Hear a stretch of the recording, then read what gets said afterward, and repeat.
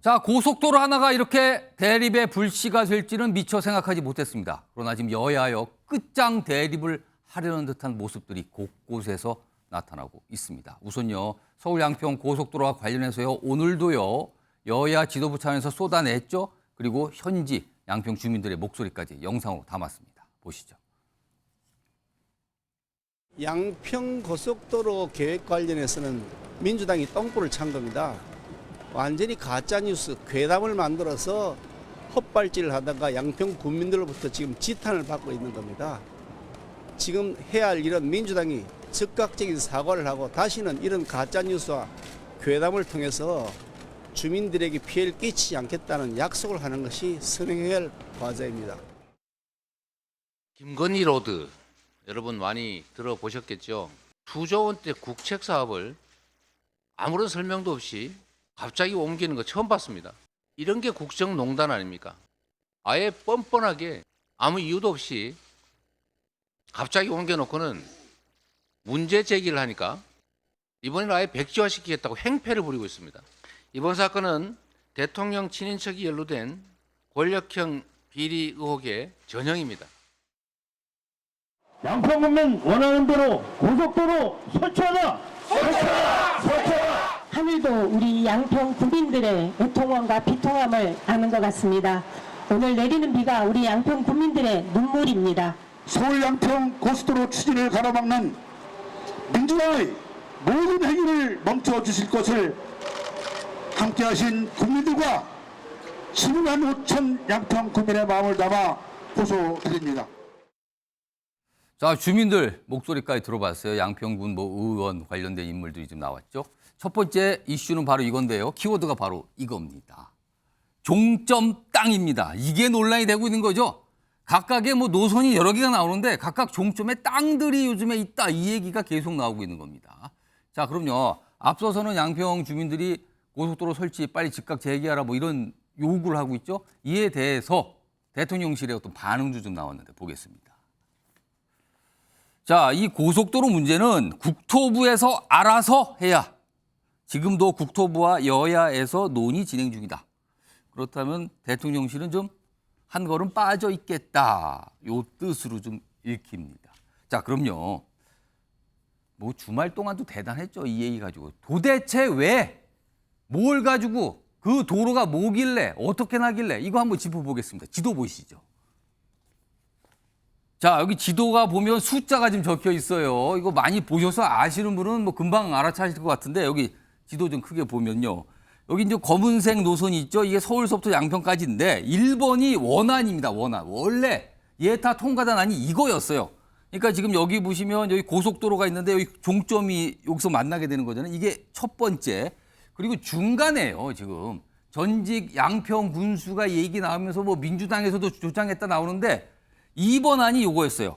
원안을 그대로 유지하는 거는 시작점 중간하고 그다음에 종점은 유지하되 요 IC를 하나 내니까 이렇게 꺾어서 IC를 하나 내보자. 그럼 이게 도로가 약간 L자 형태로 이렇게 가게 되는 거죠. 자, 그리고요. 지금 가장 논란이 되고 있는 이 3번입니다. 이게 이른바 이제 변경안인데요. 이거는요, 노선 자체가 좀 다르죠. 쭉 가고 IC도 좀 다르게 나옵니다. 위치가. 그리고 종점이 이쪽입니다. 이쪽. 자, 그런데 보시면 처음에 이 3번 안이 굉장한 논란이 됐잖아요. 여기에 김건희 여사 일가의 땅들이 여기 있다. 이해가 나왔던 거예요. 그런데요. 또 며칠 전부터는요. 이 1번이 가는 요 종점에도 전 군수, 민주당 소속이었던 전 군수의 일가의 땅도 여기 있더라. 그래서 종점 땅들이 논란이 되고 있는 상황입니다. 자, 그럼요. 신성범 전 의원님하고 김두수 전 총장님께 좀 선택 좀 해주세요. 지금 이게 도대체 뭐가 제일 좋은 거냐? 아예 이거 하지 말아야 되는 거냐? 이런 내용인데 여기 보기가 있습니다. 첫 번째 일은 원안을 그대로 유지하는 안. 두 번째는요. 원안 종점은 유지해요. 그러나 IC 하나 내는 거. 그러니까 2번. 그리고 3번은 변경안. 빨간색 종점 변경 그다음에 IC 내는 거. 이게 3번이고요. 4번은 얼마 전에 원희룡 국토부 장관이 이거 했죠. 백지화. 그러니까 한마디 말씀 다 때려치겠다 그냥. 이거였어요 지금요. 1, 2, 3, 4 중에 신성범 전 의원님은 어느 안으로 가야 된다고 좀 개인적으로 판단하십니까? 이 어려운 문제를 저한테 주시면 굉장히 어떡합니까? 사실 어렵습니다. 저는 사실은 뭐 사는 사람 아니지만 제가 보기에는 3번으로 갈 수밖에 없을 거라고 봐요. 갈 왜냐하면 수밖에 제가 없다. 양평 사는 몇 사람한테 물어봤더니만 예. 만약에 양평군 전체 주민한테 투표를 하게 되면 3번으로 갈 거다. 그 이유 중에 하나가 보세요. 예. 1번으로 가게 되면 결국은 양평 국민들 입장에서는 예. 먼지만 뒤집어 쓴다. IC가 하나도 없다. 양평 국민들은 땅만 내주고 우리는 어떻게 하란 말이냐. 양평 국민들은 효용성이 하나도 없는 도로만 생긴다고 한 거예요. 그러니까 일본은. IC가 나들목이 없이 그냥 예. 도로만 뚫리게 된다. 그래서 이제 강화 IC를 놔달라는 것은 민주당 국민의힘 할 것 없이 2021년부터 예. 주민들의 요구였다 그래요. 그러면 이제 2번이나 3번에 남는 건데 쟁점은 강화 IC를 만들 경우에 지금 민주당이 이야기하는 것처럼 제안하는 것처럼 다시 양서로 가게 되면 저 2번 노선이 되는 거죠. 900m 다리를 놔야 돼요. 저 남한가에 900 다리가 있고 예. 지금 저 종점 쪽에 청길이라는 데 보니까 400가구 정도가 모여 사는데 예. 지금도 저 제2순환 고속도로 예. 수도권 도로 때문에 거기가 교각이 30m짜리가 지나가고 있다 그래요. 그러면 제2시를 만들려면 종점을 만들려면 40m를 다시 쉬어야 된다는 거예요. 바꾸어 말하면 강화 IC가 있는 이상은 지금 3번 변경안으로 가는 게 합리적이라는 게 양평 국민들의 이야기였고 1번이나 2번으로 가게 되면 어디가 유리하냐면은 예. 춘천이나 가평 가는 분들은 저게 편하고 아, 위쪽. 홍성이나 원주 가는 분들은 3번이 낫고 그다음에 지금 양평의 주축이 바뀐다는 거예요. 양평읍이 되는데 예. 12만 업 사람들은 3번 노선이 훨씬 낫다고도 이야기하고 있다는 게 양평읍은 이쯤 있죠? 예, 이쪽에. 그 군청에 있는데. 이쯤에. 그러니까 여기 좀 보시면. 대부분 예. 다 만약에 보면 여기가 양평읍 위치예요. 만약에 진짜 양평 국민들 전체 이야기를 들어보면 3번으로 갈 거라는 이야기를 들은 바 있기 때문에 예. 저는 뭐 안 살아서 모릅니다만 저는 그렇게 3번으로 가는 게 맞지 않나는 생각을 하고 있죠. 지금 정치 와이드인데 갑자기 무슨 부동산 관련된 방송을 하는 것 같이 좀 약간 상황이 이상해졌는데 이게 지금 엄청난 정치적 쟁점으로 떠올랐거든요. 자, 이번엔 김두수 전 총장님께서는 이 네 가지 안 중에 백지화까지 포함해서 지금 어느 쪽으로 가야 된다고 보십니까? 저 안을 굳이 선택하려면 2번이 가장 원만하다고 아, 생각합니다. 2번. 예. 오. 그러니까 3번이 되면 예. 그냥 한마디로 그냥 김건희 고속도로 이렇게 명칭이 붙을 수밖에 없습니다. 그런데 이제 원래 원안은 아까 말씀한 대로 원안에는 나들목이 없으니까 그것이 이제 나들목을 놔달라라고 하는 요구가 생기면서 수정을 하다가 저런 일이 벌어졌는데 예. 그걸 이제 뭔가에 근거를 해서 그렇게 됐는데요. 그러면 왜 저 고속도로가 나아졌느냐 하는 원래 취지가 있어요. 원래 취지는 뭐냐면 6번 국도의 교통 정체를 해소하기 위해서 예. 주말 토 일요일은 1시간 거리가 3시간으로 바뀌어버리는 오. 곳이거든요.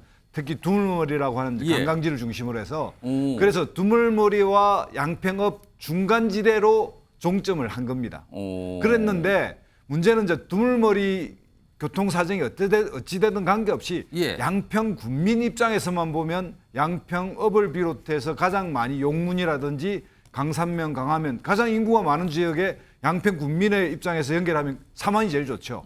근데 이 고속도로의 취지는 양평과 서울을 연결하려고 하는 그 목적이 하나로 하려면 예비 타당성이 안 나오니까 결국 교통을 해소하기 위해서 양평읍과 두물머리 중간지대로 설정한 예. 거거든요. 그러니까 취지를 위반해서 양평읍으로 바꿨을 때 이게 왜 합리적으로 바뀌었는지 그 과정 절차는 합리적인지에 대한 검토가 필요한데 그 부분에서 해볼 때는 이거는 이권 카르텔이 개입하지 않으면 일어날 수 없는 일이 일어났다라는 게 민주당의 주장이고 그것이 합리적 근거가 저는 된다고 생각합니다. 자, 노선 자체만 보면 이거는 부동산 문제예요. 도로의 문제죠. 근데요, 이 종점에 있는 땅이 논란이 된 겁니다. 여기 보시면 처음에 이 삼안, 이른바 변경안의 맨 끝에 김건희 여사 일가의 토지가 여기 뭐 있더라. 이게 나왔잖아요. 이게 쟁점이 되고 민주당에서 굉장히 문제되게 됐죠. 그래서 시간이 조금 지나서 1번, 2번은요, 중간에 노선은 다르지만 종점이 같거든요. 근데 여기에 보니까 민주당 소속의 전 군수, 정동균 전 군수와 그 일가의 땅이 있더라. 이게 또 뒤늦게 알려진 거예요. 그러면서 이게 논란이 시작됐는데 희성모 전 의원님. 네. 그러면 여기도 땅이 있고 여기도 땅이 있고 이거 어떻게 봐야 되는 겁니까? 그러니까 이게 첫째는 자 고속도로 노선이 이렇게 정치 쟁점화되는 것은 이상한 일이에요. 이상한 일. 예. 말을 바꾸면 그 땅이 누가 땅이 됐건 교통양과 환경에 따라서 노선을 합리적으로 정하면 될 사안이에요. 그런데 왜 문제가 됐습니까? 김건희 씨, 그러니까 김건희 여사의 집안 선산이란 말이에요. 예. 왜?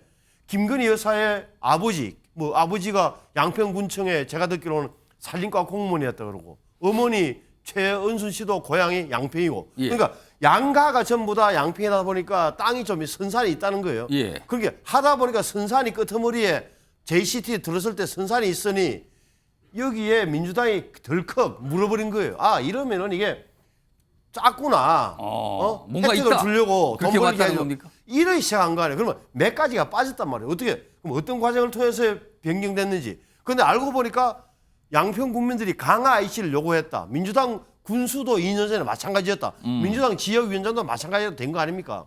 알고 보니 그런데 자 김건희 여사는 갖고 있었지만 또 민주당 소속 군수는 저쪽에 원안에 종점에 18개 필지 3,000평이 있다는 이야기가 나오니까 민주당이 주장하는 논리대로라면 예.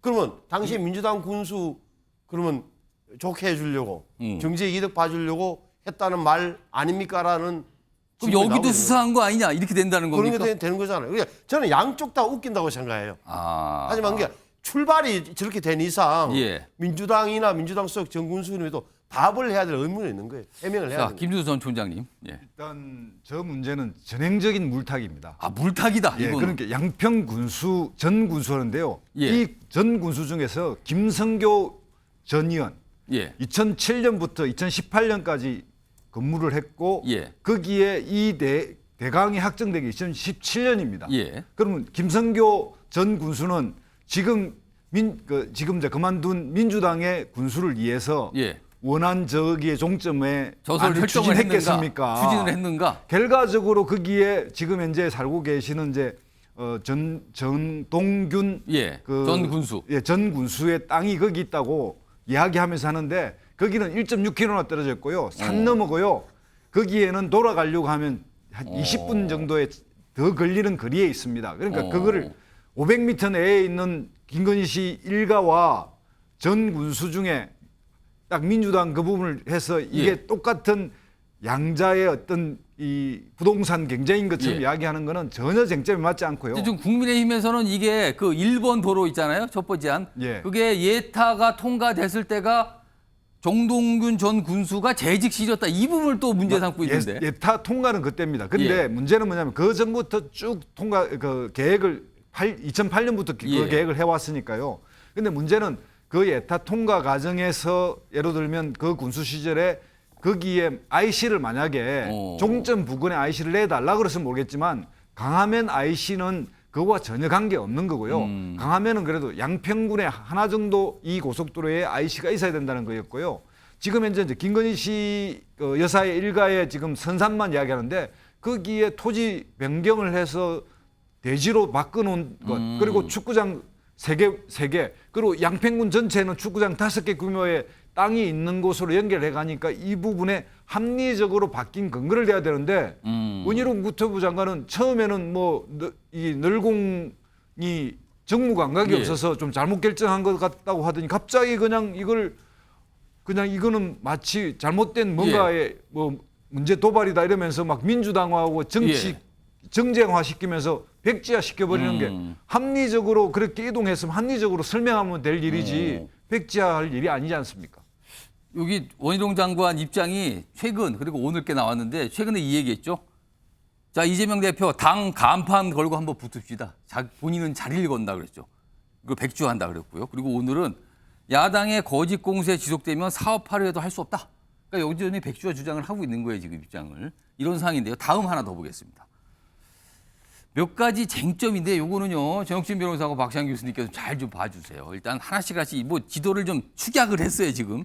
예비 타당성 통과한 노선과 이제 변경안 이렇게 두 개 크게 골자놨고요. 각각의 종점이 지금 이 고속도로와 만나게 되는 거죠. 중간에 IC도 설정됐고 뭐 이거예요. 압축하면 이건데 일단 정혁진 변호사. 네네.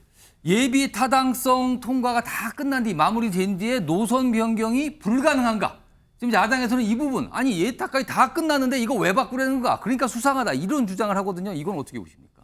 그러면 예비라고 하는 말을 이해를 못하는 거죠. 예비는 확정적인 게 아니잖아요. 예. 그러니까 그냥 한번 준비하는 단계에서 예. 그다음에 다른 걸 다 떠나가지고 이거는 계획이에요. 그 쉽게 말하면은 실행이 된 게 아니고 도로법을 보면은 6조에 어떻게 되어 있냐면 도로 건설과 관리 계획을 국토부 장관이 수립하도록 되어 있어요. 아. 그러니까 계획이니까 이거를 취소할 수도 있는 거고 그러니까 그 권한이 도로법에 따르면 장관한테 있는 거라고요. 그러니까 원희룡 장관은 자기의 권한을 행사하겠다. 왜? 의심을 갖다 받을 수 있으니까. 예. 이게 고속도로를 왜 놓습니까? 뭐 김건희 여사 일가 친정 돈 벌게 해주려고 하는 겁니까? 아니잖아요. 그런데 만약에 그렇게 그 고속도로를 놓게 되는 거라고 하면 예. 그런 고속도로는 백지화돼야죠. 그러니까 제가 봤을 때 이란 원안하고 지금 문제가 된 저 삼안 예. 이 둘 중에 하나를 해야 되지. 왜냐하면 이안이 되면요. 예. 도로 자체가 이상해지잖아요. 아, 좀 꺾이는 모습이 나타나는 도로가 이렇게 거죠? 가다가 팍 꺾이면 이러다가 사고 나지 않겠습니까? 어. 고속도로 100km, 110km 가는데 갑자기 90도로 확 꺾어져요. 그러면은 잘못하다가 사고 나요. 저거는 도로 모양 자체가 이상하니까 예. 이안은 될 수가 없는 거고 이란이냐 삼안이냐 둘 중에 하나인데 제가 보니까 이란의 특징은 뭐냐면 IC가 없어요. 이란의 특징은 뭐냐면요. 강화면을 지나가지가 않아요. 그래서 이란으로 쭉 가는 것도 저는 괜찮다고 생각하는데 예. 이란은 누구를 위한 것이냐.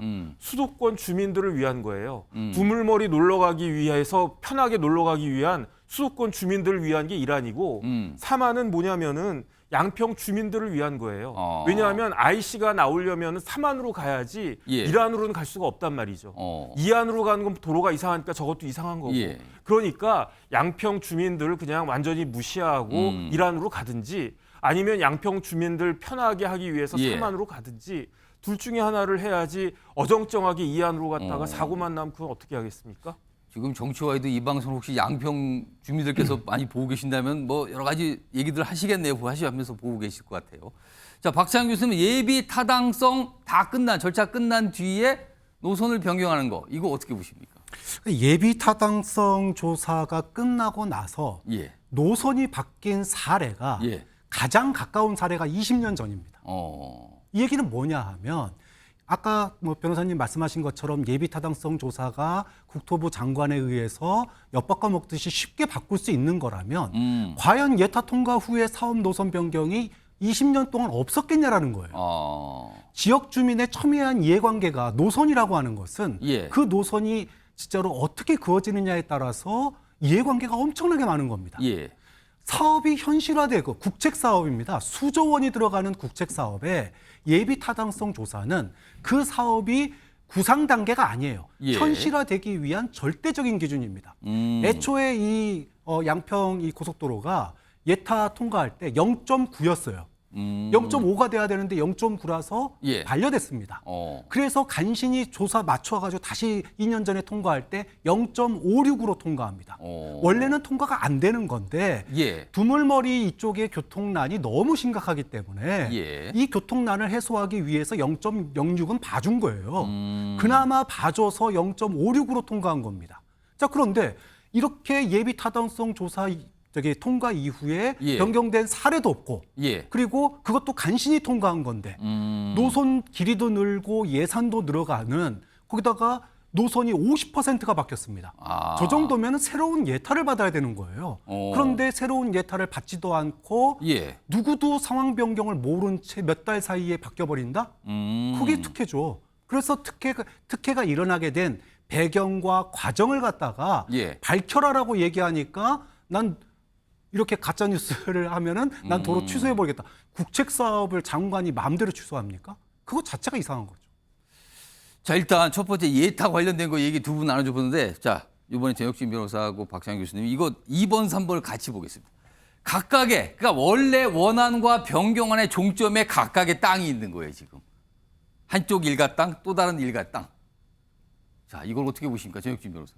제가 봤을 때 고속도로가 나면 예. 두 땅 다 가격이 오르겠죠. 아, 둘 다 오른다. 그러니까 이란으로 가도 그 김건희 여사 친정 가격이 오를 거고 삼안으로 가도 그 정전 군수 그 땅이 오를 거고. 아, 전체가 다 그냥 오를 거다. 왜냐하면 도로가 나잖아요. 아. 서울 왔다 갔다 하기가 편해지잖아요. 그러니까 그건 당연히 오르는 건데 예. 그러니까 중요한 거는 누구 땅값이 오르느냐 그거는 제가 봤을 때 중요한 것 같지가 않고 왜냐하면 저 땅 한번 다 전수조사해 보십시오. 양평 땅. 별별 사람 다 나올 것 같다는 생각이 저 들거든요. 저 땅 소유주를 다 파악해 보면 그럼 뭐 전직 뭐 고위 관료부터 해가지고 뭐 높은 사람들 엄청나게 공직자, 나오지 뭐 않을까 정치인. 저는 예. 그 생각이 드는데 그런데 중요한 건 뭐냐면은 땅값을 오르기 위해서 중요한 게 아니고 예. 양평 주민들을 위한 것이냐 수도권 주민들을 위한 것이냐 그 양자 중에 하나를 선택하는 거지. 그다음에 4만이 되면 가격이 비용이 오를 수밖에 없어요. 왜냐하면 4만으로 가면 IC가 생기잖아요. 예. IC 그 조성하는데 비용 많이 들거든요. 그렇겠죠. 그러니까 그 비용을 들여서라도 어찌됐든지 간에 그 양평 주민들을 위해서 IC를 만들어 주느냐. IC 만들어 달라고 한 게 전직 군수 아니었습니까? 전직 민주당의 그 당협위원장들 아니었습니까? 예. 왜냐하면 양평 주민들한테 필요하니까. 그러니까 사만이 생긴 거지. 저거를 지금 같은 대한민국에서 뭐 이렇게 누구를 위해서 저렇게 그 노선을 갖다가 막 바꿨겠습니까? 저는 그렇게까지는 생각이 들지 않습니다. 그러니까 지금 종점 땅이 중요한 게 아니다. 이 말씀하신 것 같고요. 종점 땅이 중요한데 예. 종점 땅이 왜 저렇게 바뀌었는지 그 근거가 중요한데 왜 바뀌었느냐? IC 때문에 생긴 거죠. IC 때문에. 그 IC가 예. 필요 없는 것이었는데 막 생겼다. 그러면 문제가 되겠지만 제가 봤을 때는 필요한 거 아니겠는가? 저는 그 생각이 드는 거죠. 박지원 교수님, 종점 각각의 종점에 각각의 땅이 있습니다. 보유한. 이거 어떻게 보십니까? 땅은 죄가 없죠. 죄는 사람이 짓는 겁니다. 논란이 되는 이유의 핵심은 예. 거기에 뭐 누구 땅이 있느냐가 핵심이 아니에요. 과정에 특혜가 있었느냐 없었느냐 예. 그리고 토지 구입에 따른 위법이 있느냐 없느냐가 핵심입니다. 전 양평 군수가 거기에 땅을 가지고 있는데 예. 그게 예를 들어 개발 예정지 정보가 공개되기 전에 샀다. 그럼 논란이 되는 거예요. 그런데 지금 이 개발 예정지라고 하는 거, 즉 양서명이 원하는 오래전부터 공개되어 왔던 곳입니다. 그러면 모두가 알고 있는 정보를 이용해서 그것도 자기 앞에 집 앞에 있는 땅을 산 거예요. 여기 무슨 위법이 있습니까? 그런데 지금 새롭게 변경된 안은 예. 과정에 특혜가 있었다라고 보는 거예요. 주민의 의사도 반영하지 않았고, 그다음에 하남시의 요구도 반영하지 않았고, 그리고 예타 통과에 대한 근거도 없는 거예요. 예. 그런데 갑자기 바뀌었습니다. 자, 과정에 뭔가 문제가 있다라고 얘기하는 거고, 또 하나 위법입니다. 지금 김건희 여사 강화면 강상면 지역에 예. 이 토지에 있어가지고 농지법 위반, 산지법 위반 이런 위반이 걸려 있어요. 예. 자, 그러면 지금 토지가 뭐 누구 토지가 있느냐가 중요한 건 아니고 그 토지 구매에 있어가지고 과정상의 문제가 있거나 또는 위법한 문제가 있다면 당연히 위법을 삼아야죠. 정혁신 변호사가 손 드셨어요. 잠깐 말씀할 기회 드릴게요. 아니 오히려 그렇게 따지면요. 예. 정동균 전 군수가 문제가 있는 거예요. 왜냐하면 정동균 전 군수가 2020년 12월 달에 땅을 3필지나 사요. 추가로. 그런데 예타가 언제 발표됐느냐? 예. 2021년 4월이잖아요. 그러니까 이 사람은 그때 아마 현직 군수였을 것 같은데 현직 군수가 땅을 사자마자 4개월 뒤에 예타가 통과가 된다고요. 그리고 나서 그 땅값이 올랐겠습니까? 안 올랐겠습니까? 많이 올랐겠습니까? 조금 올랐겠습니까? 그건 상식적인 거잖아요. 예. 그러니까 오히려 김건희 여사 그 친정 쪽 생각하기 전에 예. 정동균 그 군수가 훨씬 더 제가 봤을 때 의심이 갈 만한 게 많이 있고요. 그다음에 그렇게 의심하기 시작하면 또 누구를 의심할 수밖에 없냐면 예. 김부겸 총리 의심할 수밖에 없어요. 양평에 왜냐하면 지금 거기서 거주하고 있다고 알려져 있죠? 왜냐하면 2021년 4월 2일 날 예. 김부겸 전 총리가 강화면의 땅을 189평을 사요. 아. 그리고 난 다음에 4월 16일 날 총리가 지명이 돼요. 그리고 난 다음에 4월 30일에 예타가 통과된다고요. 그리고 난 다음에 5월 달에 어떤 일이 있냐면 민주당의 여주양평 위원장이 강화 IC 만들어 달라고 강화면에 땅을 샀는데 총리가 불과 그 땅 산 지 한 달 뒤에 그 IC 만들어 달라고 그런다고요. 더 이상한 거 아니겠습니까? 예, 박찬호 교수님께 이거 좀 시간이 한 25분 갔어요. 한 1분 드릴게요. 마지막 뭐 반론하실 거 있으면 하세요. 토지 구입의 내용과 과정을 봐야 돼요. 지금 강상면 땅에 대해서 논란이 있는 이유는 선산이라고 그랬지만은 예. 이미 그 선산을 갖다가 용도 변경, 즉 등록 전환과 지목 변경을 오래전에 해왔습니다. 그러니까 이미 그 토지를 구매하고 그 토지를 갖다가 개발해서 차익을 남기겠다라고 하는 목표가 분명했기 때문에 예를 들어 집 앞에 있는 땅 사거나 필요에 의해서 사는 것과 그리고 그것을 통해서 이익을 보겠다라고 해서 사는 것은 예. 분명히 다르다는 거죠. 알겠습니다.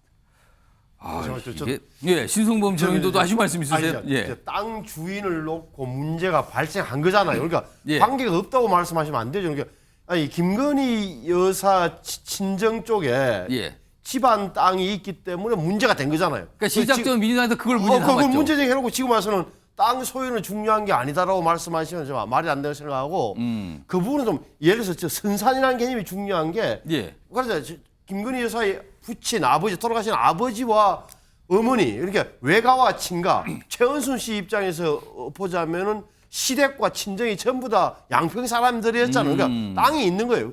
유일한 문제는 질문은 왜 이렇게 땅이 많은 거야? 아. 땅 부자였어? 라고 묻는 게 좀 더 정직한 거다. 예. 말씀드리고 싶고 이번 안과 관련해서 예. 민주당에서 해명을 해줘야 될 게 이런 거예요. 그러면 강하 IC를 저렇게 놓고 예. 또 종점은 원안대로 유지한다 일본하고 그랬죠. 저게 현실적으로 가능한지는 어.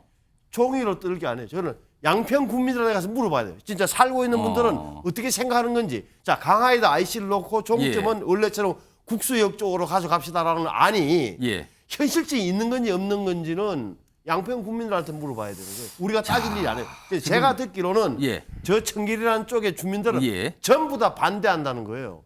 그게 알겠습니다. 현실성이 없다는 이야기예요. 그래놓고 지금 와서 자기들이 강화 IC를 요구했던 것 때문에 자기들이 주장하는 논거가 흐트러질까 봐서 말을 바꾸고 있는 거예요.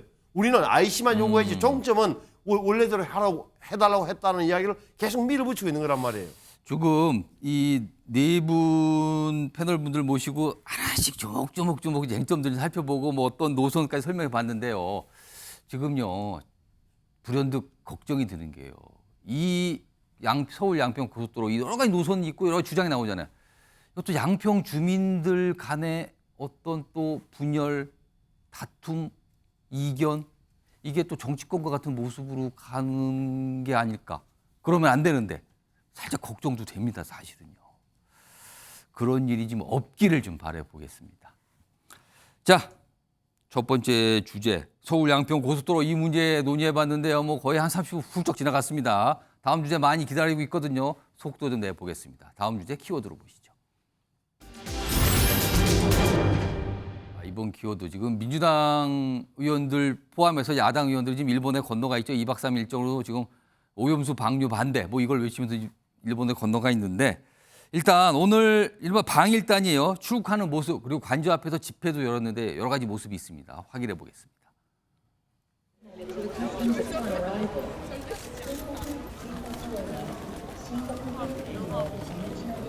우리의 목적은 전 세계 언론을 통해서 대한민국의 후쿠시마 핵 오염수 반대 여론을 알리는데 그 목적이 있습니다.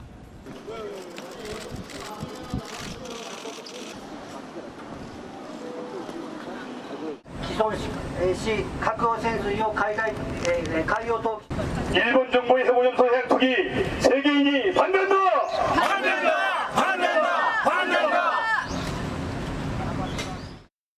민주당 안민석 박건계 의원을 비롯해서 민주당 출신 무소속 윤미향 의원 등 11명이 오늘 후쿠시마 오염수 투기를 저지하겠다며 일본을 찾는다고 합니다. 기시다 총리 관저 앞에서 해양 투기 저지 집회를 열고 IAEA 일본 지사를 항의 방문한다는데 심히 우려스럽습니다. 자, 화면좀 보겠습니다. 저 왼쪽에 있는 거는 오늘 인천국제공항에서 이제 출국하는 모습이고요. 그다음에 여기는 일본에 도착해서 일본 총리 관저 앞에서 이제 집회.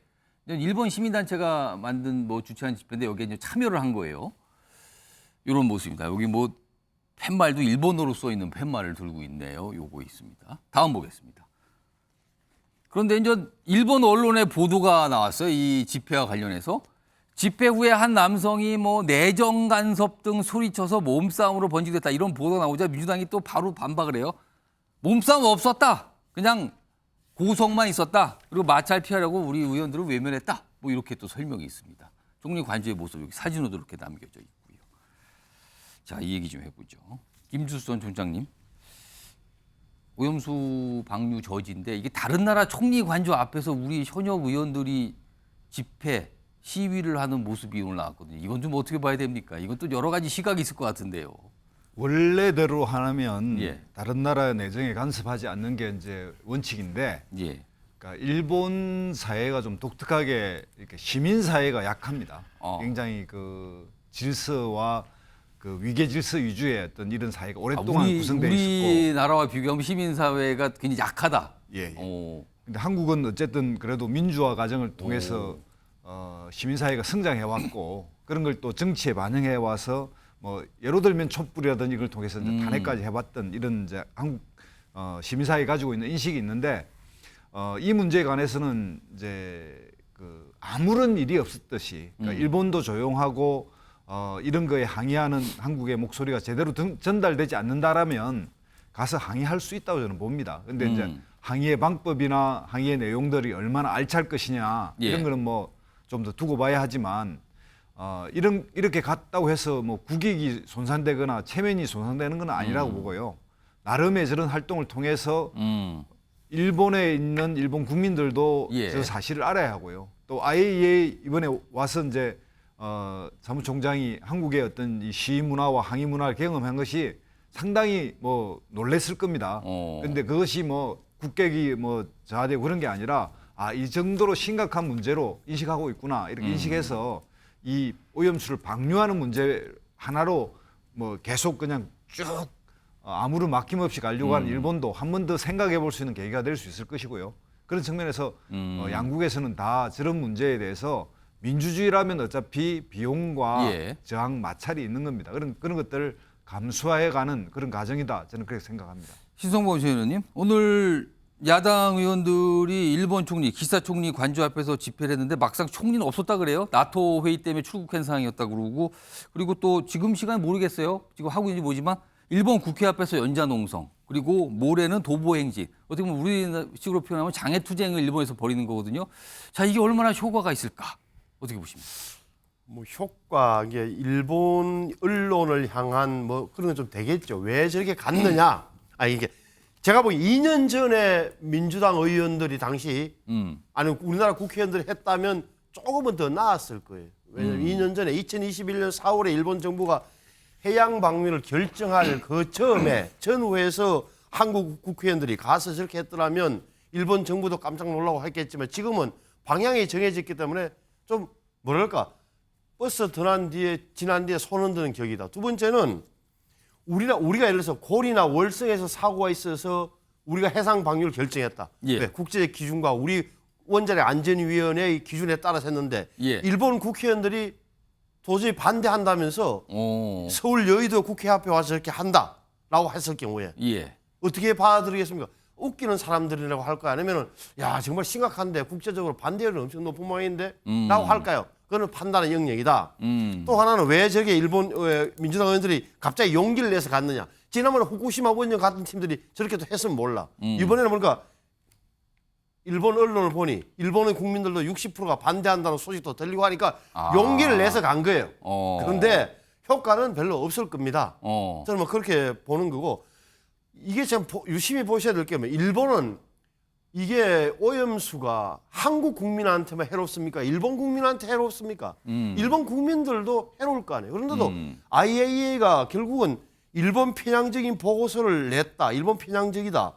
라고 하는 말이 무슨 말인지는 모르겠어요. 일본은 IAEA는 기시다 정부가 일본 국민을 위험한 걸 무릅쓰고 오염수를 내뿜음으로써 일본 국민을 위협에 만들게 하는 것을 IAEA가 용인한다는 취지인지 무슨 소리 하는지를 모르게끔 이야기를 하고 있는 거예요. 그래서 저는 뭐 용기는 가상하나 큰 효과는 없을 거라고 보죠. 자, 일단 오늘 모습이고요. 그리고요, 어제. 그리고 이 라파엘 그로시 IAEA 사무총장이 지난 7일 우리나라에 들어와서 어제까지 있었죠. 2박 3일 일정에 이제 떠났는데 7일 밤에 입국할 때 모습도 있었고요. 어제 민주당 의원들을 만났잖아요. 국회에서. 그 모습도 있습니다. 영상으로 확인해 보겠습니다. 우리 막아야 합니다. 그렇지. 집에다 가라고 하십시오. 집에다 가야 합니다.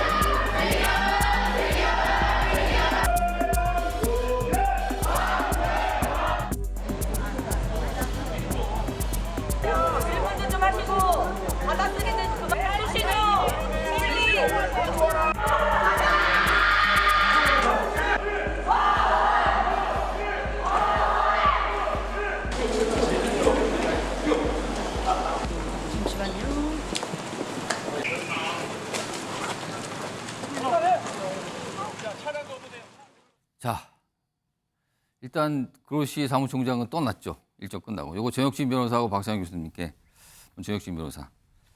어떻게 뭐 험난했어요. 저런 모습이 있었으니까요. 험난했던 그로시 사무총장의 방안 평가하신다면 어떻게 보십니까? 저는 왜 그로시 사무총장한테 저러는지 모르겠어요. 그로시 사무총장은 아무런 방류에 대해서 아무런 결정 권한이 없지 않습니까? 그냥 그 IAEA가 전문적으로 결정한 사항에 대해서 IAEA를 대표하는 사무총장으로서 의견을 밝혔을 뿐이에요. 그 의견에 따라서 이 그 방류할지 여부를 결정하는 것은 일본 정부고 일본 총리 아니겠습니까? 그런데 왜 그로시한테 와가지고 저렇게 이야기하는지 참 납득이 되지가 않고 왜 과학적인 문제를 정치적으로 저렇게 그 왜곡시키는지 모르겠고요. 예. 그다음에 다른 걸 다 떠나가지고 2020년에 이재정 의원이 뭐라고 그랬냐면 예. 이런 그 후쿠시마 원전소의 방류는 일본의 주권적 결정 사항이라고 그랬잖아요. 그런데 왜 지금에 와가지고 3년이 지난 지금에 와가지고는 완전히 달라지느냐. 그렇기 때문에 만약에 일본이 독단적으로 한다 그러면 뭐 우리가 항의할 수도 있겠지만 지금 굉장히 난점에 빠진 게 IAEA가 저렇게 나왔죠. IAEA 그 의견이 뭐 그럼 IAEA 의견만 그런 게 아니고 일본의 미국의 예. FDA나 그다음에 연방환경보호청이나 미 해양대기청이나 다 이거는 공중보건상 우려할 수 있는 수준에 미치지 못한다고 그랬고요. 미국의 연방원자력규제위원회도 마찬가지고 캐나다도 그렇고 호주도 그렇고 예. 전 세계적으로 과학적으로는 다 문제가 없다라고 이야기를 하는데 왜 우리나라만 저렇게 이야기를 하는지 왜 우리나라의 민주당만 저렇게 이야기하는지 과연 여기에 대해서 지지를 얻을 수 있을지 그런 생각이 들고 제일 중요한 건 뭐냐면요. 이제 방류가 만약에 진짜로 시작이 된다고 했을 예. 때 계속 체크할 거 아니겠습니까? 과연 그 방사성 물질이 예. 우리나라 동해, 남해, 서해에 들어오겠습니까?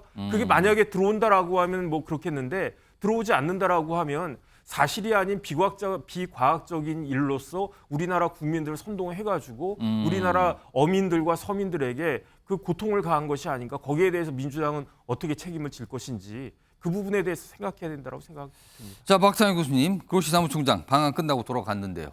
그 방안 어떻게 평가하시겠습니까? 우리가 일본이나 그로시 IAEA 사무총장한테 진짜 듣고 싶은 얘기가 있어요.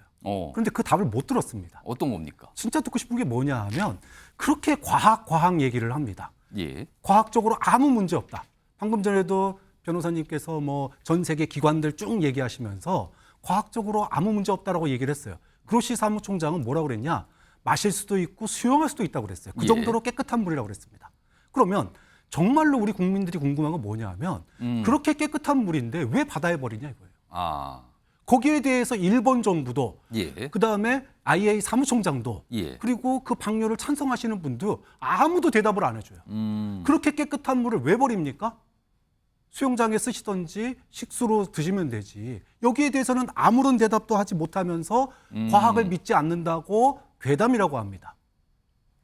그로시 사무총장이 국민들에게 신뢰를 우리 국민들 주변국의 여론을 좀 더 우호적으로 바뀌게 했다면 예. 방류를 해야 하는 게 환경에 더 좋은 이유를 얘기를 해야 돼요. 일본 내부로 놔두는 것보다 예. 방류를 하는 게 우리 인류 전체에게 있어서 더 안전하고 이익이 되는 이유를 얘기해야 되는데 거기에 대해서는 일본 정부도 그렇고 IAEA도 그렇고 아무도 얘기하지 않는다고. 그러니까 국민들이 믿지 않는다는 거예요. 예. 사무총장이 설명을 하기 위해서 뭐 정부 관계자도 만나고 야당도 만나고 갔지만 뭐 오기 전 상황과 크게 달라지지 않은 것 같아요. 우리 지금 정치권 상황은요. 뭐 여전합니다 지금. 그리고 또 야당 의원들이 오늘 일본에 건너가서 2박 3일 일정을 보니까 이제 장외 활동이 많아요. 그 일정을 좀 소화한다고 또 알려져 있습니다. 자, 이 주제 이 정도로 마무리하겠습니다. 세 번째 이슈로 넘어갑니다. 키워드 보시죠. 이번엔 아들이면 앞서선 또 누가 있었다는 뜻이 되는데요. 지금요. 화면 좀 보시죠. 자, 조국 전 장관 아들 얘기가 갑자기 나왔죠. 본인이 어떤 입장을 밝혔는데 뭐 과거에 뭐 온라인 대인 시험도 있었는데 이거 연세대 대학원 요게 과거에 논란이 있었죠. 입학할 때. 입학 전형 당시에 허위 인턴 확인서 제출 혐의였어요. 이게 논란이 됐었거든요. 근데 당시에 연세대에서는 뭐 서류가 없다 뭐 이런 얘기가 있었잖아요. 그게 다 뭐 폐기됐다 이런 걸로 좀 알려졌는데 갑자기 조국 전 장관의 아들이 여기 대학원 다녔어요. 그래서 석사학위 받았는데 그 학위를 자진 반납하겠다고 밝혔습니다. 그리고 학교 측에다 반납하는 의사를 밝혔다는 거죠. 이렇게 돼 있습니다. 자, 그럼요.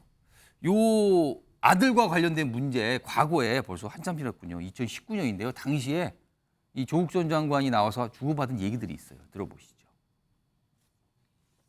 어떻게 지금까지 28명의 그 대상자 중에 또 유일하게 고등학생은 이제 증명서로는 아들이 유일합니다.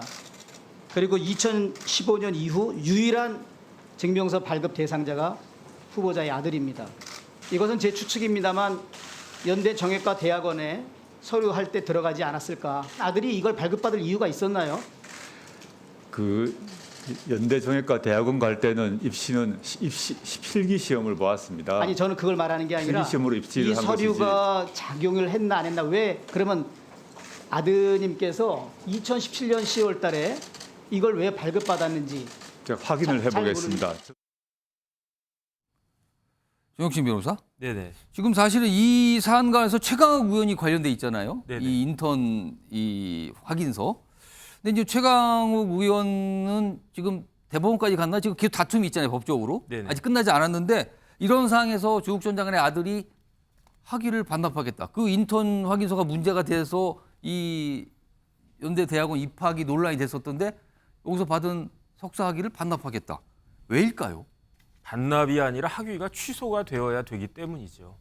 왜냐하면 우리나라 고등교육법과 그다음에 아마 연세대 대학원 입시 요강에 어떻게 되어 있을 거냐면 허위 서류, 위조가 된 허위 서류를 제출할 때에는 그것이 뭐 어떤 영향을 미친지를 떠나가지고 그 자체만으로도 입학은 취소되어야 한다라고 규정하고 있어요. 아, 서류 자체가 아무튼 문제가 되면 그게 네네. 영향이 어떻건 네. 따지지 않고. 그러니까 법 규정이 어떻게 되어 있냐면 대학교 총장은 이러한 경우에는 입학을 취소하여야 한다라고 되어 있어요. 그런데 최강욱 의원의 1심, 2심 재판에 따르면은 그 인턴 서류가 인턴 확인서가 허위 서류인 거거든요.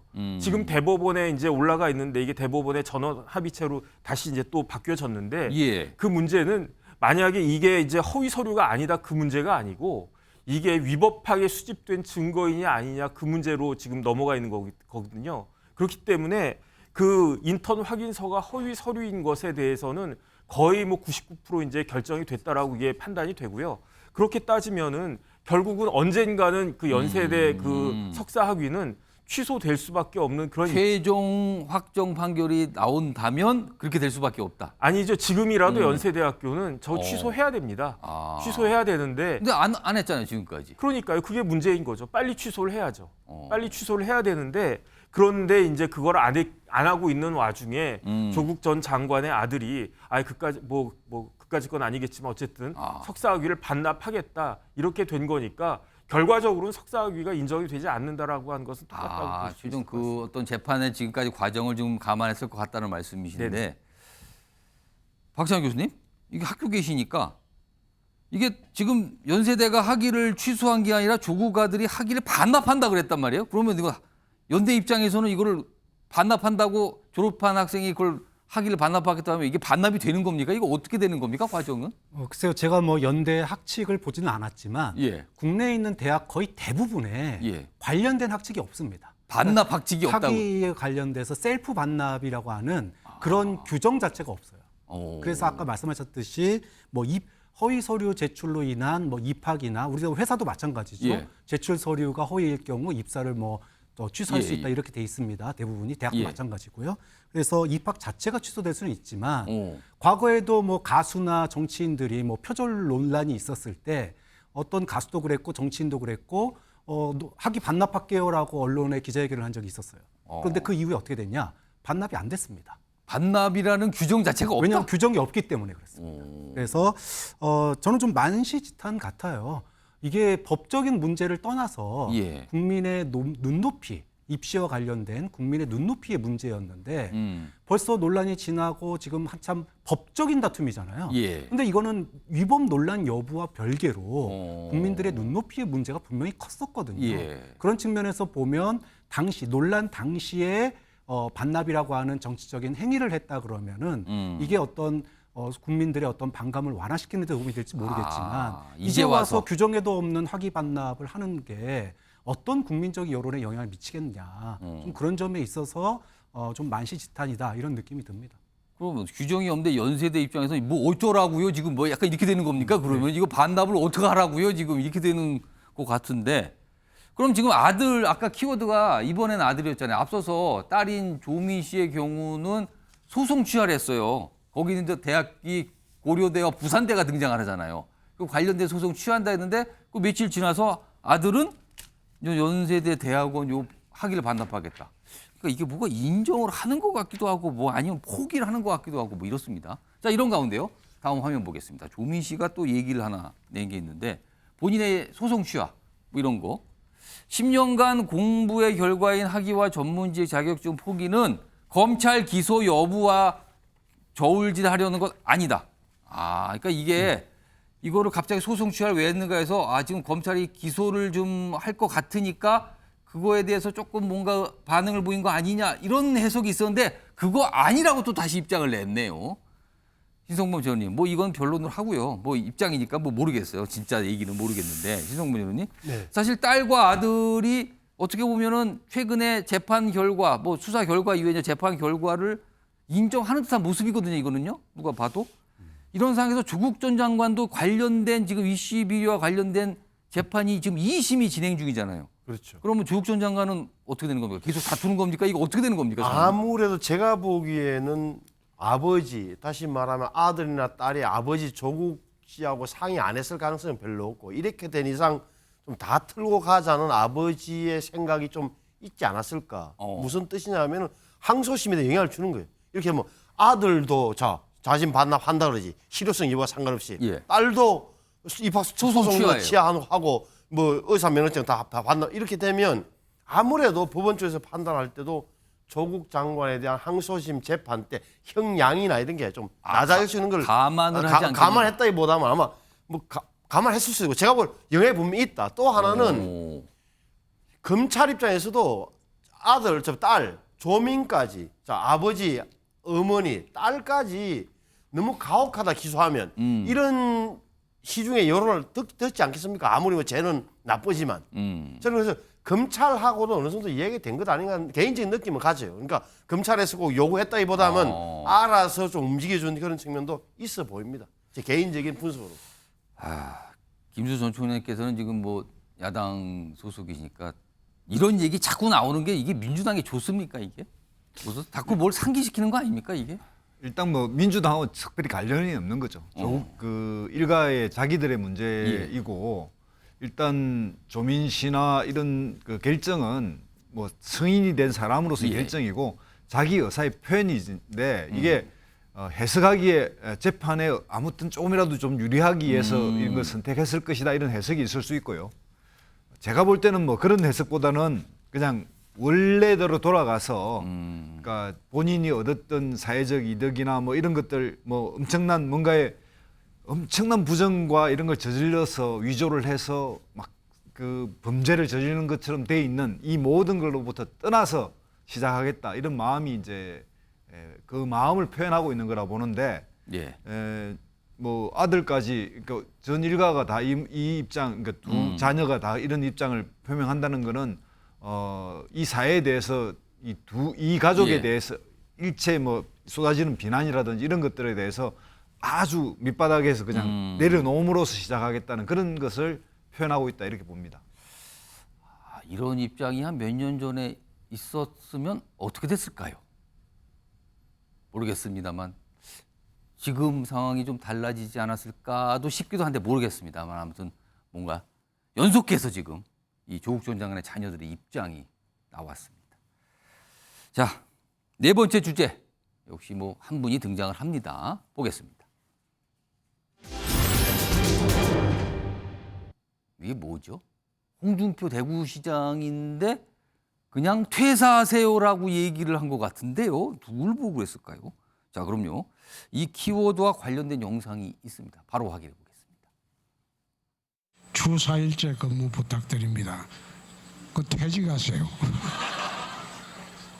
주 주 4일제 근무 부탁드린다고 하셨는데 그러면 제일 좋은 거는 사표내고 나가는 거죠. 자유롭게 살자. 그래 살다가 내가 이 조직이 마음에 안 든다. 그럼 퇴사하세요. 퇴직해버려. 딴 데 또 가면 돼. 편하게 생각하고 자유롭고 그리고 목적이 되겠다 싶으면 털고 나가세요. 그리고 더 자유로운 세상 보고 살고 편하게 사세요. 김진수 전 총장님 지금 저 영상이요 이제 뭐 좀 지났어요. 날짜가 조금 지났는데 지난주에요. 그러니까 홍준표 시장이 MZ세대, 그러니까 청년 세대 공무원들과 대화를 하면서 질문을 받고 답을 하는 모습인데 여러 가지가 있었는데 그중에서 주 4일 근무제 얘기를 뭔가 이렇게 요청을 한 거니까 그냥 퇴사하세요. 자유롭게 살고 직장 바꾸고 그럴 거면 뭐 떠나지 뭐 이렇게 설명했거든요. 일단 내용 문제를 그럼 주 4일제에 대해서는 김진수 전 총장님께서는 어떻게 좀 보세요, 이거는? 일단 뭐 사회적으로는 주 4일제가 필요하다는 의견이 많아서 주 4일제가 되면 좋겠다 이런 생각을 가지고 있는데요. 예. 공무원이나 공직 사회는 좀 이러지 않느냐. 공무원. 예. 우리 사회에서 예를 들면 주 4일제라든지 이런 것들을 보면 공무원이 가장 먼저 하는 경우가 있어요. 이게 정부가 하다 보니까. 그러니까 우리 사회에서 좋은 것 그리고 뭔가 이렇게 새로운 걸 도입하는데 뭐 민간이나 이렇게 자율적으로 못 하다 보니까 이제 공무원 예를 들면 뭐 육아휴직 이런 거 말씀하시는 예, 것 같네요. 그렇습니다. 우리 사회 좋은 제도는 대체로 공무원을 가장 먼저 도입하고 뭐 육아 직장이라든지 그런 경향이 있어요. 그런 게 있어서 그런 측면에서 보면 좀 공무원들을 그렇게 좋은 제도를 빨리 주는 건 좀 이상하다 이렇게 생각이 드는데 홍준표 시장은 저걸 유무를 섞어서 이야기한 것 같고요. 그러니까 지금 듣는 그 청중들이 사실 젊은 세대 공무원들이거든요. 청년 세대. 근데 그게 웃고 그러네요, 보니까. 예. 그러니까 이제 유무를 섞고 또 내용적으로 그냥 글자만 보면 야박하게 보이는데 다른 식으로 해석하면 공무원은 이렇게 사회적 그 역할로서 좀 더 성실하고 뭔가 봉사해야 된다 이런 것들을 밑바닥에 깔고 이야기하는 것 같습니다. 지금요, 저 자리에서 지난 7일 자리인데 질문이 굉장히 많이 나왔거든요. 일단 주 4일제 요청에 대한 답변 들어보셨는데 다음 준비된 영상은 스트레스 그리고 복장과 관련된 또 질문도 있었다 그래요. 그 내용 좀 들어보겠습니다.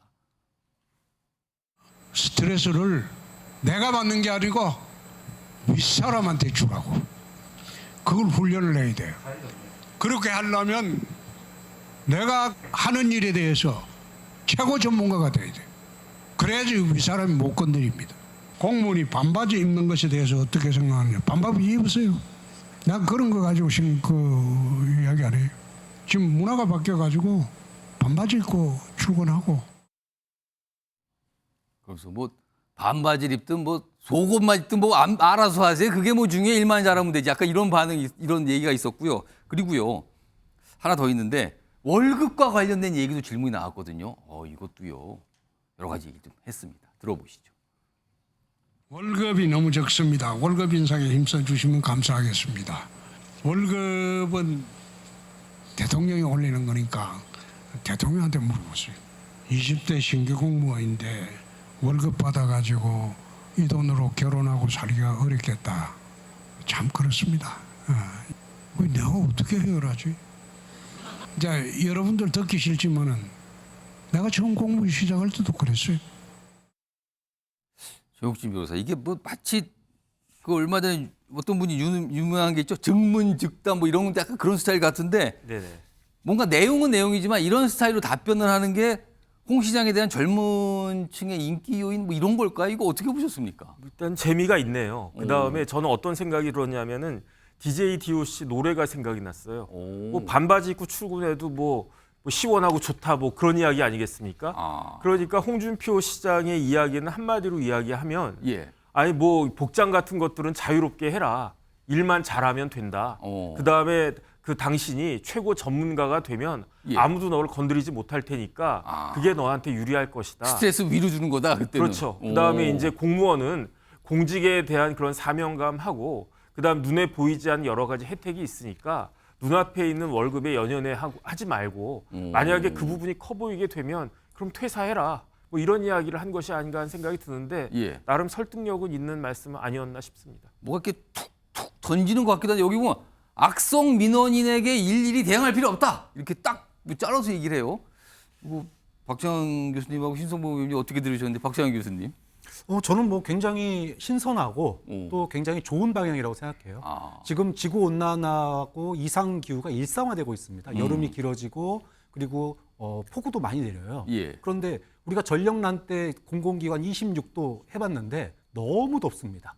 거기에 넥타이 메고 그러고 있는 것도 너무나 비합리적이고요. 또 폭우가 계속 쏟아지는데 예. 긴 바지에 구두 신고 그렇게 다니면 다 젖어요. 자, 그러면 새로운 시대에 맞춰서 예. 제도나 문화도 저는 바뀔 필요가 있다. 그런 점에서 홍준표 시장의 저 발언들 중에 상당수가 젊은이들뿐만 아니라 예. 기성세대에게 또 굉장히 뭐 쉽게 받아들일 수 있는 정도의 그런 사회적인 변화가 이미 반영된 거 아니냐 그렇게 봅니다. 신성범 전 의원님은 같은 옛날 동료 정치인이셨잖아요. 잘 알죠. 툭툭 던지는 스타일인데 뭐 내용에 질문 받고 하는데 어떻게 좀 평가하시겠습니까? 저는 뭐 서울지검, 중앙지검도 아니고 서울지검 강력부 검사 시절부터 아는데 예. 놀라운 반전이죠. 그러니까 며칠 전만 하더라도 얼마 전만 하더라도 퀴어 축제를 둘러싸고 공무원과 대구시청 공무원하고 경찰이 부딪히고 그렇습니다. 경찰하고 엄청난 대립이었어요. 대구 경찰청장하고는 뭐 완전히 뭐 막 가듯이 이렇게 했는데 꼰대 이미지가 굳어버린 꼰대 이미지가. 예. 제가 보기에 이런 흔히 말하는 스핀 닥터를 고용한 거 아닌가. 스핀 닥터요? 홍보 전문가를. 그러니까 대구시청에 근무하는 젊은 공무원들을 모아놓고 자기의 특기를 유감없이 발휘하잖아요. 뭐가 생생하고 재미있고 뭔가 해도 소신이 뚜렷하고 멋쟁이처럼 쿨하게 보이고 이거 완전히 성공한 이미지 엄청나게 성공하는 그런 작업을 진행하고 있다. 근데 저게요. 스핀 닥터를 고용한다고 해도 다른 분한테 그렇게 해보세요 하면 이게 쉽게 됩니까?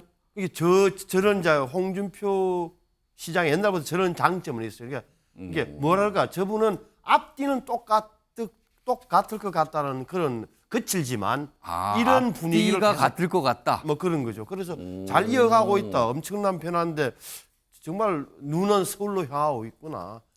뭐 이렇게 눈은 서울로 향하고 있구나. 서울 언론도 향하고 있는 거고 용산도 향하고 있는 거고 여러 가지를 보고 있는 것 아니냐 이렇게 봐요. 김주수 전 총리께서 웃으셨는데 진짜 서울을 향하고 있는 것 같습니까? 눈은? 그렇습니다. 그러니까 홍준표 시장님이 이번에 그 케어 축제에 대한 예. 대응도 그렇고요. 이런 것도 그렇고 끊임없이 어쨌든 한 달에 한두 번씩 언론에 크게 나는 것들을 마련하는 그래서 뭔가 이렇게 계속 존재감을 드러내고 싶어하는 그거에 의해서 연출되고 있는 것 같습니다. 사실 퀴어 축제도 대구에서 먼저 여러 가지 논란이 있었잖아요. 그리고 나서 그게 어떤 갈등으로 비춰지면서 또 서울로 왔어요. 서울에도 비슷한 행사가 있었거든요.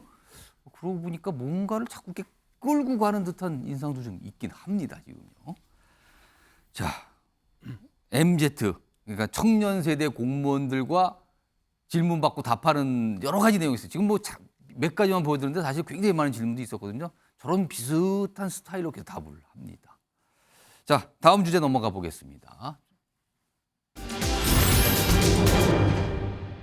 뭐죠? 상어가 나타났다, 조스가 나타났다는 건데 이게 글쎄요, 뭐 소양 뭐 해외 토픽 이런 데 보면 뭐 조스가 큰 게 나타났다, 갑자기 뭐 해수욕장 나타났다 뭐 이런 얘기 나오는데 상어가 나타났다가 됐어요. 여기 화면 좀 보겠습니다. 우리나라 최근에 동해안에 상어가 지금 출몰하고 있어요. 여기 보시면 6월 23일서부터 7월 6일까지 날짜가 쭉 적혀 있는데 동해안 일대 다예요. 지금 보면은 백상아리 요거예요. 이 백상어는 이게 조스 아닙니까? 백상어가? 이거 굉장히 위험한 동물 아닙니까? 그리고 악상어라고 있습니다. 악상어. 그리고 뭐 청상아리도 등장했다 이런 얘기들이 있거든요. 지금요. 그러니까 이게 지금 여름이고 해수욕 계절인데 바다가 위험한 거냐 생각이 들게 되잖아요. 이 상어들이 이렇게 바다에 다니고 있으면. 그리고 이제 그물에 걸려서 이렇게 잡혔어요. 지금요. 자, 그럼요. 이와 관련해서 좀 걱정하는 목소리도 좀 있거든요. 들어보겠습니다. 최근에 속초 앞바다하고 인근 바다에서 상어가 발견됐다는 신고하고 뭐 사체가 계속 인양이 되고 있어서 해수욕장 개장 전에 피서의 안전을 위해서 저희가 그물망을 설치했습니다. 상어가 나온다고는 얘기를 들은 것 같은데 백상아리인 줄은 몰랐던 것 같아요. 백상아리가 나오면 좀 들어가기 무서울 것 같긴 하네요. 박찬 교수님, 갑자기 상어들이 동해안에 아니 물론 상어가 있었어요. 옛날에도. 근데 지금은 이게 빈도가 높고 약간 좀 겁나는 존재들이 나타나고 있거든요. 이거 이유가 있습니까? 네. 수면 온도가 올라갔기 때문입니다. 아. 북극의 빙하가 감소를 하고 예. 지구 온난화가 되면서 수면 온도가 지금 우리 동해안 수면 온도 같은 경우에 42년 만에 최고로 올라와 있어요. 거기다가 이 해수면 온도도 중요한데 해수면 온도가 예를 들어 29도 정도 되거든요, 지금요. 29도면은 난류성 어종들이 주로 활발하게 활동을 합니다. 지금 과거에도 우리가 상어가 있긴 있었지만 예. 백상아리나 악상어 이런 거는 아예 상어의 종류가 다른 겁니다. 이제까지 우리나라에서 벌어진 상어 사건이 7건밖에 안 돼요. 그런데 이렇게 난류성 상어들이 등장하기 시작을 하면 사고가 확 늘 수 있습니다. 이런 상어들은 우리가 해외에서 뭐 호주 뭐 이런 데서 막 뉴스로 보던 거 아닙니까? 그렇죠. 그러니까 지금 우리가 이제 동해안에 어종이 예. 지금 확 바뀌고 있는데 과거에 해수면 온도가 23도 요 정도일 때는 오징어도 잡히고 명태도 잡혔어요. 예. 그런데 해수면 온도가 29도까지 올라가니까 이거 다 위로 올라가고 저 밑에 따뜻한 바다에 살던 지금 이런 그 백상아리라든지 참치 이런 것들이 지금 우리 동해안에 잡히고 있거든요. 그렇기 때문에 앞으로 상어 관련 인적 사고가 일어날 가능성이 있고 예. 그에 대비한 우리 이제 관련 부서의 준비도 지금 이제 이루어지고 있는 그런 상황이 되겠습니다. 아니 지금 해수욕 계절이어서 전 7월 말 8월 초쯤 되면 뭐 해수욕장 전국에 굉장히 많이들 찾잖아요. 근데 지금 상어가 동해에 나타난다 이러면 이게 겁나서 그렇게 생각하시지 않을까요? 그러면 지금 사실은요. 최근에 사실 수산시장도 굉장히 힘들잖아요. 근데 해수욕장도 만약에 많은 분들이 꺼리면 이거 다 타격 아닙니까? 경제적으로 이거? 지금 이제 그 해수욕 관련해서 관광객들 관련해 가지고 지금 예. 이제 해양 관련 부서에서 이게 이제 백상아리나 이런 위험한 어종이 그 소위 해안으로부터 1km까지 접근을 해요. 그렇기 때문에 혹시나 모를 그런 상황에 대비해야 돼서 예. 지금 미리 준비를 하고 있는 게 예. 해안변에다가 그물을 갖다 설치하기로 했습니다. 그래서 저런 위험한 상어 종류가 예. 해수욕하는 피서객들에게 오지 않도록 하고 아예 들어올 수 없게. 그리고요, 좀 우리 바다에 이제 오토바이처럼 생긴 수상 바이크 있지 않습니까? 예. 거기에다가 상어를 쫓는 그런 신호기를 갖다가 부착을 하고 있고 그런 대비책을 하고 있는데 예. 어쨌든 부처는 부처대로 준비를 해야 되고 또 관광객들도 여름철에 예. 여름철이면 특히 해수면 온도가 많이 올라가니까요. 너무 먼 거리에서 무방비로 해수욕을 즐기거나 또는 군중으로부터 너무 떨어져서 예. 해수욕을 즐기는 행위는 좀 주의할 필요가 있겠습니다. 이거는요 준비하시는 분도 있지만 해수욕을 하시는 분들도 좀 생각을 잘해서 조심조심 하셔야 될 것 같아요. 지금요. 물론 단단히 준비를 하고 있다고는 합니다. 자, 다음 마지막 주제 준비되어 있습니다. 역시 키워드부터 봅니다. 박원순 전 서울시장 얘기인데요.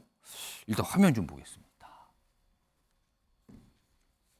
여기 뭐 어제 모란공원이죠. 사실 저 모란공원으로 이장되는 것도 논란이 좀 있었어요. 여기가 전 민간 묘역이긴 한데 거기가 이제 민주열사들이 많이 계신다 그래서 뭐 민주열사 묘역 이런 이름이 붙었잖아요. 근데 여기에 모신 후 3주기 치르기 돼서 안도다. 여기 보면 이 유족이죠. 강란희 여사 이렇게 나와 있는데 어제 모란공원에서 이런 이 3주기 어떤 모습이 있었다 그래요. 이 모습이 있는 가운데 다음 보겠습니다.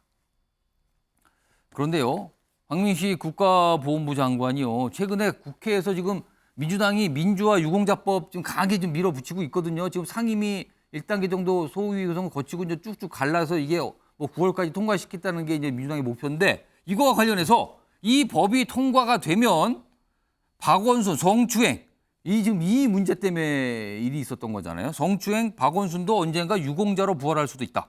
이런 어떤 본인의 생각을 공개적으로 냅니다. 자, 이거 정혁진 변호사와 김수선 총장님, 일단 정혁진 변호사, 네네. 이게 이 법하고 유공자가 박원순 전 시장 유공자 될 수 있다. 이게 어떻게 연결되는 겁니까, 이거는? 글쎄요, 이제 박원순 전 시장이 민주화 운동을 뭐 하셨다라고 인정이 되면, 그러면은 그 민주화 유공자 예우에 관한 법률에 그 지원 대상으로 선정이 될 수도 있겠다라고 박민식 장관이 생각하는 것 같은데요. 그런데 제가 법안을 봤거든요. 법안을 봤는데 어떻게 규정이 되어 있냐면 민주화 운동 사망자, 행불자 그리고 부상자만 해당이 돼요. 근데 제가 봤을 때 박원순 시장이 민주화 운동을 했는지는 잘 모르겠고 그런데 부상까지 당했나 저는 그렇게 생각은 안 되거든요. 그러니까 일단은 그 민주유공자 예우에 관한 법률에서 그 박원순 시장은 저는 그 해당 대상이 될 것 같지는 않다. 저는 그런 생각이 듭니다. 그러면은 이 보훈부 장관은 이 얘기를 왜 지금 꺼냈을까요? 글쎄요, 그거는 제가 뭐 정확히는 잘 모르겠고요. 예. 근데 이제 오히려 내용을 갖다 보면 예. 이제 그렇게 인정이 되면 뭐 사망자나 행방불명자는 본인이 이제 존재하지 않으실 테니까, 그러니까 결국 이제 유족이 될 텐데 유족에 대한 혜택들이 되게 많거든요. 교육 지원하고 특히 이제 요즘 같은 때 예. 취업이 어렵지 않습니까? 취업이 지원돼가지고 특별 고용도 될 수가 있고 의료 지원에다가 장기 저리로 대부도 되고 뭐 양로 그 다음에 이제 수송 시설 뭐 버스나 이제 이런 것들을 이제 그 무료로 이용할 수 있고 그다음 또 하나 이제 주택도 우선적으로 공급된다 이런 여러 가지 혜택들이 있는데 이런 부분들에 대해서는 그 국민들 사이에 공감이 있어야 되는 것이 아닌가 그런 생각은 듭니다. 김두수 전 총장님, 사실 박원순 전 시장 지금 고인이 됐지만 이 모란요 묘역 여기도 이장할 때도 논란이 있었고요. 앞서서는 다큐 영화도 논란이 있었고요. 그런데 이제 민주화 유공자법이 지금 민주당에서 굉장히 강하게 지금 추진하고 있는 법인데 이게 통과되면 혹시라도 유공자 되는 거 아니냐. 근데 아니 성추행 때문에 문제가 됐었는데 왜 유공자 뭐 이렇게 논리가 되는 것 같거든요. 이거 어떻게 보십니까? 일단 유공자법에는 관련이 없습니다. 실질적으로 이제 부상자도 아니고요. 예. 행방불명자도 아니기 때문에 그럼에도 불구하고 박민식 장관은 박원순 시장 이야기를 꺼내는 것이 정치적 뭔가 이득이 있다고 생각하는 것 같은데요. 그러니까 이제 지금 모란공원에 옮겨간 거나 이건 다 이제 박원순 시장 가족의 개인적 그 가족들의 결정에 의해서 옮겨간 거고 예. 이게 뭐 다른 그 이게 민주화 모욕이라고 해서 특별히 뭐 자격 여부가 다투는 것도 아니고요. 예. 그럼에도 불구하고 이제 그런 시비를 했고 박원순 시장의 이제 죽음에 대해서 이제 치욕스러운 죽음이다 이렇게 규정을 했는데 그건 뭐 각자 보는 관점이 다를 것 같습니다. 제가 볼 때는 박원순 시장의 이런 그 스스로 선택한 죽음은 절망 같은 것을 느꼈기 때문이라고 저는 생각하는데 저는 박원순 시장님을 이제 모셔본 사람으로서 이분의 그동안 해왔던 이제 과거 뭐 우리가 잘 알고 있는 이제 부천 그 문규동 경감에 의한 성고문 사건이 있지 않습니까? 예. 지금 현역 민주당 국회의원이 되고 계신 그분과 연결된 문제인데 거기 때 변호사를 했거든요. 네, 그래서 이제 그런 부분에서 민주화 운동을 해오신 건 틀림없고요. 근데 유공자법에는 해당 안 되는데 이걸 이제 거기에 관련해 가지고 마치 이렇게 좀 뭔가 이렇게 옛날에 그런 과거의 그런 것들을 지우고 뭔가를 보상받는 것처럼 이렇게 이미지를 만드는 건데 박원순 시장의 죽음은 또 다른 차원의 문제라서 연결 안 되는 걸 억지로 연결시키지 않았나 이런 생각합니다. 지금 민주화 유공자법 이 내용 좀 잠깐 좀 불러보겠습니다. 화면에 있어요. 지금 이게 국회 상임위의 소위원회만 일단 통과된 상태고요. 뭐 단계가 남았습니다만 민주당은 9월 정도까지 이거를 법으로 만들겠다는 목표를 세우고 있거든요. 근데 여기에 대해서 사실은 여당인 국민의힘은 또 반대하는 입장이고요. 여기 보면 4.19 혁명과 5.18 민주화 운동 외에 이건 이제 유공자로 대상이 되니까 민주화 운동 중에 사망, 부상 등 피해를 예우하는 내용. 그러니까 지금까지 없었던 이제 민주화 유공자를 좀 확대하겠다 이런 취지거든요.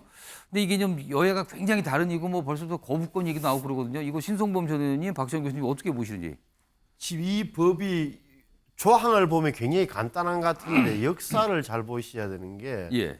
우리가 민주화 보상법이라는 게 있어. 민주화 보상법. 예. 거기에서 제 기억에 맞다면 한 1,100억 원의 보상이 나갔어요. 근데 그걸 보상을 그때 민주화 보상법에 따라서 보상을 받았던 사람들을 예. 민주유공자로 인정하자는 게 이 법의 취지예요.